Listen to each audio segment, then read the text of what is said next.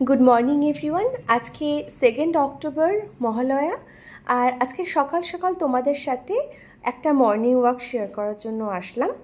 আজকে সকালে একটা বুকিং ওয়াক ছিল রানাঘাট থেকে।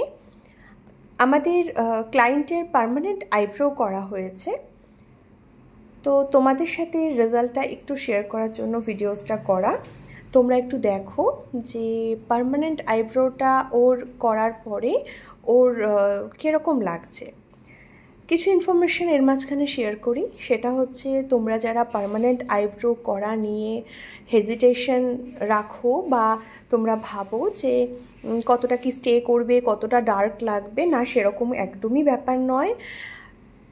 ঠিক তোমরা যতটা ডার্ক চাইবে ততটাই ডার্ক হবে, এবং এই ডার্কনেসটা আরও কম হয়ে যায় 3 দিন পরে যখন তোমরা ওয়াটার ওয়াশ করো, তখন একটা ন্যাচারাল পিগমেন্ট থেকে যায়। তো আজকের যে কাজটা রয়েছে সেই কাজটা তোমরা একটু দেখো এবং বলো তোমাদের কীরকম লাগলো। তোমাদের কমেন্ট বা তোমাদের রিভিউসগুলো কিন্তু খুব ম্যাটার করে আমাদের ডে টু ডে লাইফে কাজে, তো জানিও।